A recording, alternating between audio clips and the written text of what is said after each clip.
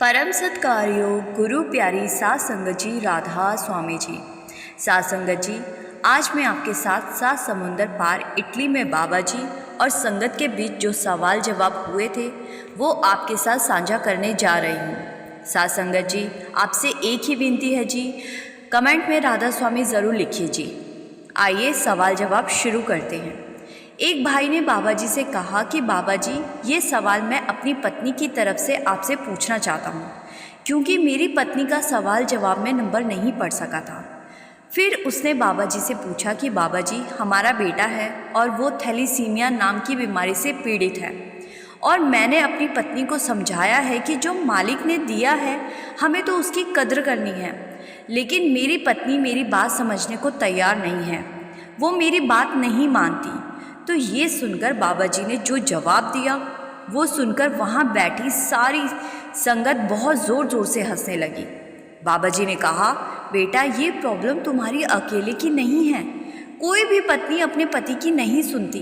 इतने बड़े बड़े महापुरुष धरती पर आए, उनकी भी पत्नियां ने उन्हें उनकी नहीं सुनी, तो हम क्या चीज़ है। फिर एक लड़की ने बाबा जी से पूछा कि बाबा जी, मुझे अभी नामदान नहीं मिला और मेरी आपसे विनती है जी कि आप मुझे नामदान की बख्शिश कर दो। तो बाबा जी ने कहा कि बेटा, नामदान एक बड़ी जिम्मेदारी है, क्या तू जिम्मेदारी निभा पाएगी। तो वो लड़की कहने लगी कि बिल्कुल बाबा जी, मैं आपके आदेश के अनुसार भजन सिमरन करूँगी।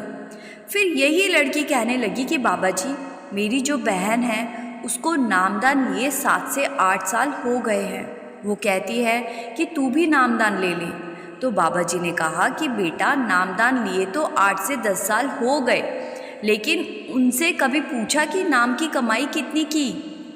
इसीलिए तो मैं समझा रहा हूँ, नामदान ले लेने के बाद जिम्मेदारियाँ बहुत बढ़ जाती है।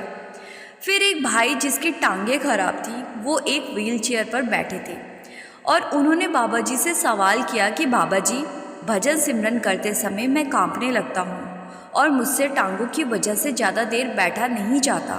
तो बाबा जी ने कहा कि बेटा, जब आप ठीक थे तब तो आपने भजन सिमरन किया नहीं और अब आप पछता रहे हो। आगे बाबा जी ने समझाया कि पीछे जो हो गया उसको पीछे ही छोड़ दो और अब जैसे भी कर पाओ भजन सिमरन करो, समय को खराब मत करो। फिर एक भाई बाबा जी से पूछने लगा कि बाबा जी, मेरे आखिरी समय में अगर आपका रूप लेकर काल मेरे पास आ गया तो मैं कैसे पहचान सकूंगा, और मुझे डर है कि कहीं मैं उसके पास ना चला जाऊं। तो बाबा जी मुस्कुरा पड़े और कहने लगे कि बेटा, काल क्या है, काल तो मालिक का सेवक है, काल तो मालिक के इशारे पर काम करता है। मालिक ने काल को जिम्मेदारी दी हुई है कि इंसान को उसके कर्मों के हिसाब से फल दो, और जब काल हमारे पास हमारा हिसाब किताब करने आता है तो हम डर जाते हैं। इसीलिए तो समझाता हूँ कि अच्छे कर्म के साथ भजन सिमरन बहुत ज़रूरी है। फिर एक भाई ने बाबा जी से पूछा कि बाबा जी से कहा कि बाबा जी, मैं सचखंड जाना चाहता हूँ। तो बाबा जी ने समझाया कि बेटा, बिना भजन सिमरन किए हम अपने लक्ष्य तक नहीं पहुँच सकते। तो वही भाई बाबा जी से कहने लगा कि बाबा जी, मेरे ऑफिस में लगभग सभी लोग इटली के हैं और जब मैं उन्हें ऑफिस में मिलता हूँ तो मैं उन्हें राधा स्वामी कहता हूँ, लेकिन वो समझ नहीं पाते। तो बाबा जी ने कहा कि बेटा, हम जिस देश में रहते हैं उस देश के लोग जो चीज़ सुनना पसंद करते हैं, हमें उनसे वैसे ही बात करनी चाहिए। अगर उन्हें गुड मॉर्निंग सुनना अच्छा लगता है तो हमें गुड मॉर्निंग बोलना चाहिए, क्योंकि हम गुड मॉर्निंग का अर्थ समझते हैं, लेकिन वो लोग राधा स्वामी का अर्थ नहीं समझते, इसीलिए वो आपकी बात को समझ नहीं पाते।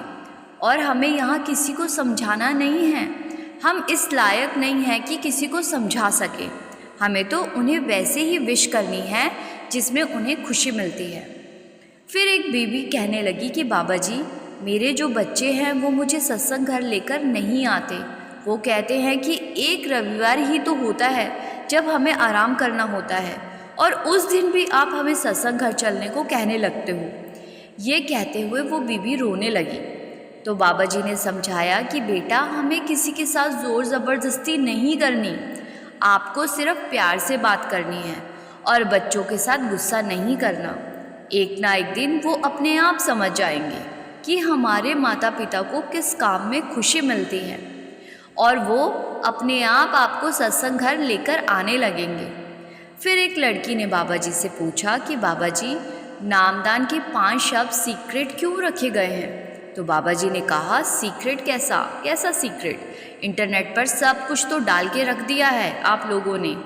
आगे बाबा जी ने समझाया कि बेटा, हमें तो बस कद्र करनी है और नामदान के बाद जो जिम्मेदारी दी जाती है उसको अच्छे से निभाना है।